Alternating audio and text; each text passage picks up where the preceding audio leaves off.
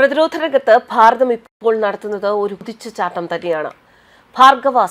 ഭാർഗവാസ്ത്രത്തെക്കുറിച്ച് കഴിഞ്ഞ ദിവസങ്ങളിൽ വാർത്തകളിൽ നിറയുന്നുണ്ട്. ഭാർഗവാസ്ത്രം ശത്രുക്കളുടെ ഉറക്കം എത്രമാത്രം കെടുത്തും എന്നുള്ള വിവരങ്ങളും പുറത്തുവരികയാണ്. ഇപ്പോൾ ഭാസ്കരൻ നായർ അജയൻ അദ്ദേഹത്തിന്റെ ഫേസ്ബുക്ക് പേജിൽ കുറിച്ച ഒരു കുറിപ്പ്. എന്താണ് ഭാർഗവാസ്ത്രം? ഈ ഭാർഗവാസ്ത്രം ഭാരതത്തിന് എത്രത്തോളം സഹായകമാകും എന്നതിനെക്കുറിച്ചുള്ള ഒരു പോസ്റ്റ് ഉണ്ട്. ആ പോസ്റ്റ് വായിക്കാം. കാരണം അതിൻ്റെ ടെക്നിക്കൽ ഡീറ്റെയിൽസ് നമ്മളെല്ലാവരും പ്രതിരോധ രംഗത്തെ വിദഗ്ധർ പറഞ്ഞു മനസ്സിലാക്കുന്നതിനേക്കാൾ വളരെ സിമ്പിളായി ഭാർഗവാസ്ത്രം എത്രത്തോളം ഭാരതത്തിന് വിലപ്പെട്ടതാണ്, അല്ലെങ്കിൽ ഭാരതത്തിന്റെ പ്രതിരോധ രംഗത്ത് കരുത്തേകുന്നു എന്ന് മനസ്സിലാക്കാൻ അദ്ദേഹത്തിന്റെ ഈ ഒരു കുറിപ്പ് ധാരാളം. കുറിപ്പ് വായിക്കാം. ഭാരതത്തിന് മാത്രം സ്വന്തം 60 മിസൈൽ ഒറ്റയടിക്ക് തൊടുത്തുവിടാൻ കഴിവുള്ള ഭാർഗവാസ്ത്ര ഇന്ത്യ നിർമ്മിച്ചുവെന്നോ? അതും ഭാരതം സ്വന്തമായി നിർമ്മിച്ചത്? ചുമ്മാതെ തള്ളാണടേ, അമേരിക്ക പോലും നിർമ്മിച്ചിട്ടില്ല. പിന്നെയാണ് മോനെ, മോദിയുണ്ടെങ്കിൽ അസാധ്യമായിട്ടൊന്നുമില്ല ബാല. പ്രിയപ്പെട്ടവരെ, ഇനി ലോകം ഇന്ത്യ ഭരിക്കും, അല്ല മോദിജി ഭരിക്കും. നിങ്ങൾ രാമായണം മഹാഭാരതം പോലുള്ള സീരിയലുകളിൽ കണ്ടു കാണും. ശത്രു അയക്കുന്ന അൻപുകളെ നിർവീര്യമാക്കുന്ന ആഗ്നേയാസ്ത്രം, വരുണാസ്ത്രം, പാശുപതാസ്ത്രം, ബ്രഹ്മാസ്ത്രം. അത് സീരിയലുകളാണ് എങ്കിൽ, ഫിക്ഷനാണ് എങ്കിൽ ഇത് യാഥാർത്ഥ്യം. പേര് ഭാർഗവാസ്ത്രം. പാകിസ്ഥാൻ ഇന്ത്യയിലേക്ക് അയക്കുന്ന തുർക്കിയുടെ ചാവേ ഡ്രോണുകളുടെ സംഘത്തെ ഒറ്റയ്ക്ക് വേട്ടയാടാൻ കെൽപ്പുള്ളവൻ. അന്ന് ഓപ്പറേഷൻ സിന്ദൂരിൽ തുർക്കി ഡ്രോണുകൾ ലക്ഷ്യം വെച്ചത് ഇന്ത്യയുടെ സൈനിക കേന്ദ്രങ്ങളെയും പഞ്ചാബ് ഉൾപ്പെടെയുള്ള വിവിധ നഗരങ്ങളെയുമാണ്.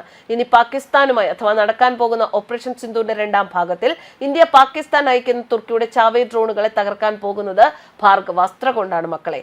ഡ്രോണുകളുടെ കൂട്ടത്തെ നിമിഷങ്ങൾക്കുള്ളിൽ നിർവീര്യമാക്കാൻ, കശാപ്പ് ചെയ്യാൻ ഒരേ സമയം 64 മൈക്രോ മിസൈലുകൾ വിക്ഷേപിക്കാൻ കഴിയുന്ന സംവിധാനമാണ് ഭാർഗവാസ്ത്രയുടേത്. മഹാരാഷ്ട്രയിലെ നാഗ്പൂരിൽ പ്രവർത്തിക്കുന്ന solar defence and aerospace limited ആണ് ഭാർഗവാസ്ത്ര വികസിപ്പിച്ചെടുത്തത്.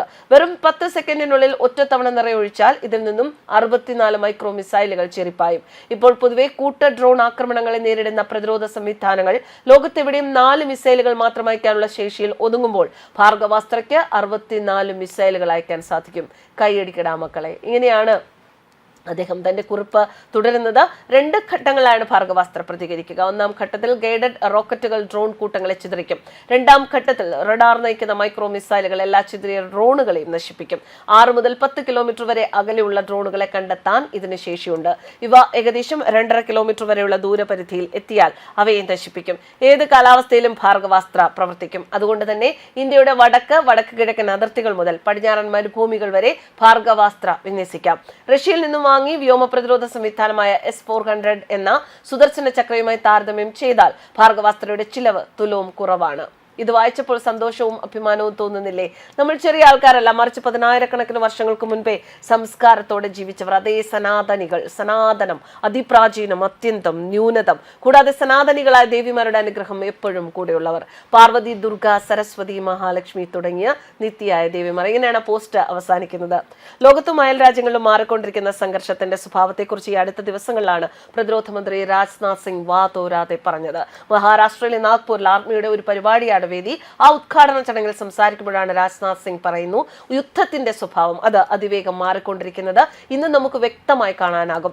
പുതിയ യുദ്ധരീതികൾ ഉയർന്നു വരും. യുദ്ധം ഇനി അതിർത്തികളിൽ മാത്രമല്ല, യുദ്ധം കൂടുതൽ സങ്കീർണമാവുകയാണ്. അങ്ങനെ ഒരു സാഹചര്യത്തിൽ യുദ്ധ തയ്യാറെടുപ്പുകൾ യുദ്ധകാലാടിസ്ഥാനത്തിൽ നടത്തണമെന്നായിരുന്നു അദ്ദേഹത്തിന്റെ വാക്കുകൾ. നാഗാസ്ത്ര ഡ്രോൺ, മൈക്രോ മിസൈൽ അധിഷ്ഠിത സംവിധാനമായ ഭാർഗവാസ്ത്ര, പിനാക്ക, ഇതിനെക്കുറിച്ചും പ്രതിരോധ മന്ത്രി പരാമർശിച്ചു.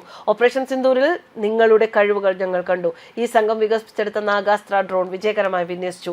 നമ്മുടെ രാജ്യത്തിനെതിരെ ദുരുദ്ദേശമുള്ളവർക്കെതിരെ ഈ ഡ്രോൺ കൃത്യമായ ആക്രമണം നടത്തി. ഈ ഡ്രോണിന്റെ ഒരു നൂതന പതിപ്പും വികസിപ്പിച്ചെടുത്തിട്ടുണ്ടെന്നും അദ്ദേഹം വ്യക്തമാക്കി. കൂടാതെ പാകിസ്ഥാന് പരോക്ഷമായി ചില മുന്നറിയിപ്പുകളും അദ്ദേഹം നൽകി സംസാരിച്ചിരുന്നു. എന്തായാലും രാജ്യം കുതിക്കുകയാണ്. പ്രതിരോധ രംഗമാണ് ഏറ്റവും കൂടുതൽ ശക്തമാക്കേണ്ടത്. ആ രംഗത്ത് രാജ്യം കുതിക്കുകയാണ് ഓരോ നിമിഷവും, ഓരോ സെക്കൻഡും. News desk കർമ്മൻസ്.